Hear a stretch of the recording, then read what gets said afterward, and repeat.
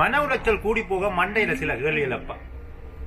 வெளிநாட்டு மாயையில சிக்கிய வாழ்க்கையில சில கேள்விகள், பல அனுபவங்கள். ஏதோ ஒரு மூலையில நான் இருக்கேன், வெளியில போனா வசதியா வந்துடும் சொல்ல ஆசையே இல்லாத மனசுல பேராசை வளர பொட்டியை கொண்டு வலிக்கிட்டேன். அப்பன் எல்லாம் சரி, நான் கிளியர் ஆகிட்டேன், நீ வலிக்கிட்டா சரிந்தான். நானும் மோமண்டேன். அம்மா அப்பா அண்ணன் தங்கச்சி சொந்த ஊர் எல்லாத்தையும் விட்டுட்டு போனா பிறகு எதற்கு அந்த வாழ்க்கை அப்பா தோணலை. ஏர்போர்ட் வந்தாச்சு, பிளேன்ல ஏறியாச்சு, போன் அடிக்குது. அப்பா நலுகுறன், பார்த்து போயிட்டு வாடா அம்மாவனேன். அப்பா விளங்கல, விளையாட்டுத்தனம். ஆனாலும் ஒரு குழப்பம். இடையில நிக்க அம்மா நேர்ப்பு அழுக வந்து அடக்கியாச்சு. ஒரு மாதிரி இங்கே வந்தாச்சு, சூப்பரா இனி ஜாலி தான்டாங்க. அப்போ புரியல, இப்ப புரியுது. அகதி கூறவன் பண்ணார்கள். அகதி என்றால் அனைத்தையும் இழந்தவன் அல்லவா. ஓகே, எல்லாம் முடிஞ்சது. ரூம் ஒன்று செட் ஆச்சு, வேலை தரணும்.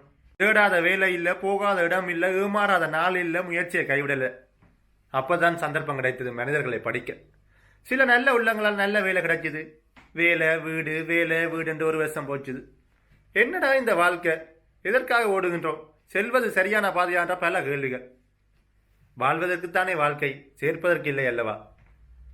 பணக்காரன் ஆக வேண்டும் என்றால் பணம் தானே நமக்காக உழைக்க வேண்டும். நாம் இல்லை அல்லவா என்ற பல சிந்தனைகள் நம்மை குழப்பிவிடும். இது வேற மன உளைச்சல். இப்ப சொன்னாவள நெகட்டிவ், இனி பாசிட்டிவ்க்கு வருவோம். வாழ்க்கையை வடிகட்டி வரவிலக்கம் செய்தது வெளிநாடு. உனக்கு நீ மட்டும்தான் என்று உறுதி கொள்ளும் சொன்னதும் வெளிநாடு. உன்னுடைய வேலைகளை நீதான் பார்க்க வேண்டும் என்று சொன்னதும் வெளிநாடு. உனக்கு பசித்தால் நீதான் சமைக்க வேண்டும், உன்னுடைய உடுப்புகளை நீதான் துவைக்க வேண்டும், உன்னுடைய அலுவல்களை நீதான் பார்க்க வேண்டும் என்று பல பாடங்களை சொல்லி தைரியமாக்கியதும் வெளிநாடு. மொழி தெரியாத இடத்திலும் முன்னேறுன்னு சொன்னதும் வெளிநாடு. நெகட்டிவை தூக்கி போட்டுட்டு பாசிட்டிவா வாழ நண்பா.